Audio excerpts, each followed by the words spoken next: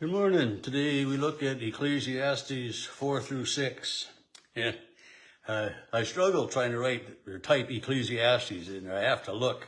I mean, it's just one of those names that's just hard to spell, so it's tempting just to put ECC period, but whatever. You guys would know what it is anyway. So, and some more words of kind of make you think a little bit in some of these, some of what's written in these chapters, you know.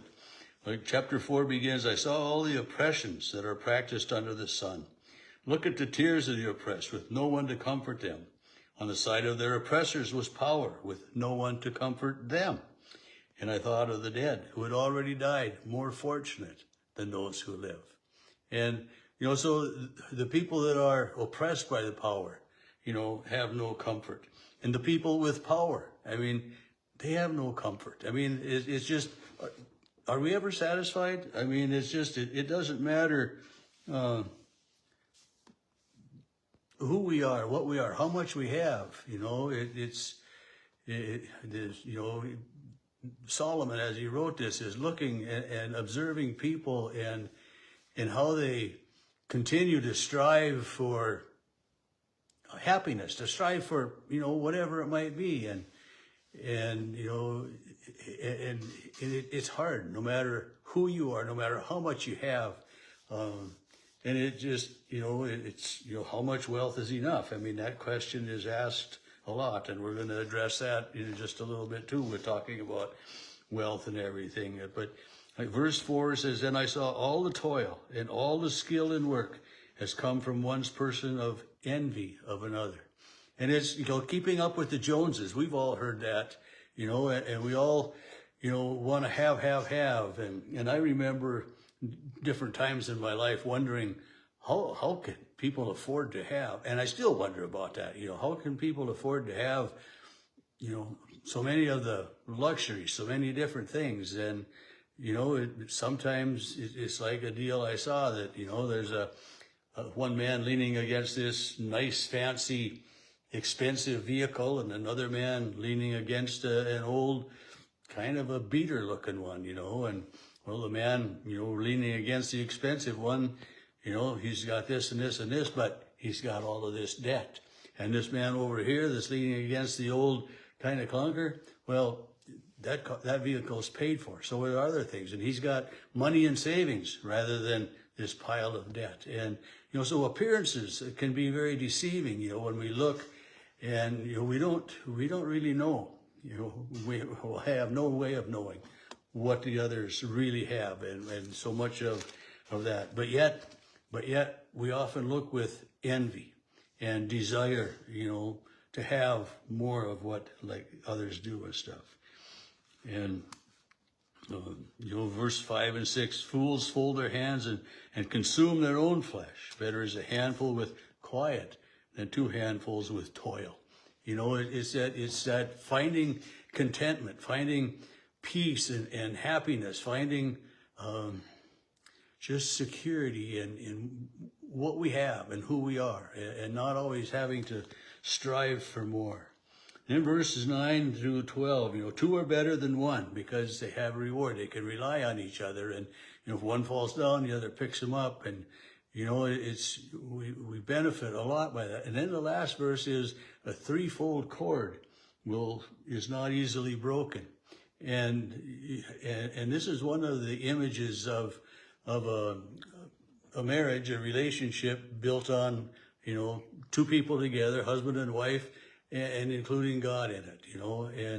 But, you know, to take a piece of string, you know, one piece is, you know, you can break. Two pieces, you know, a little harder, but when you entwine that third piece and you work them together, it, you know, that, you know, it makes a stronger leg, a stronger bond. And that's, you think about sitting on a two-legged stool, you know.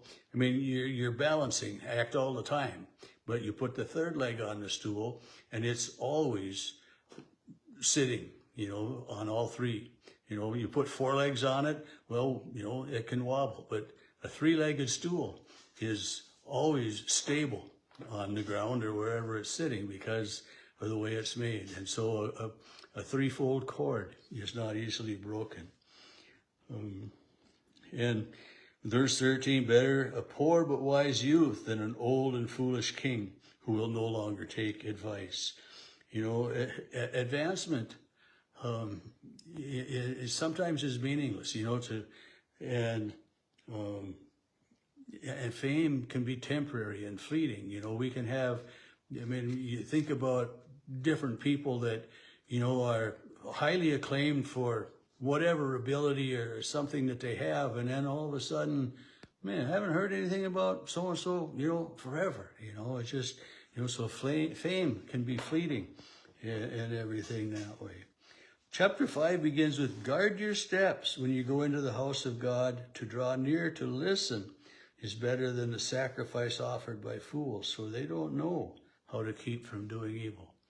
So it's guard your relationship with God. You know, treat it and it's one of those things that, you know, Martin Luther said that when you're going to go to the table of Holy Communion, if you have something against a neighbor, a friend, someone that you haven't asked for forgiveness for, you know, you should go and get that straightened up, you know, and make amends, make reparations, do what you get that relationship right, you know, to be worthy of Holy Communion.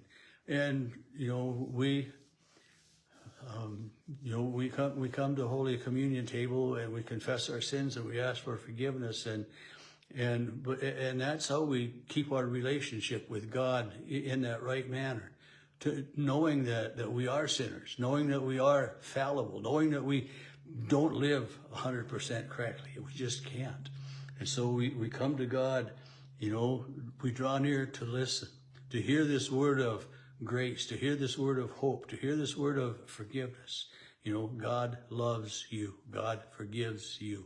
And rather than, you know, I don't know of anybody that comes, you know, and says, man, am I worthy? You know, I mean, you know, that doesn't happen.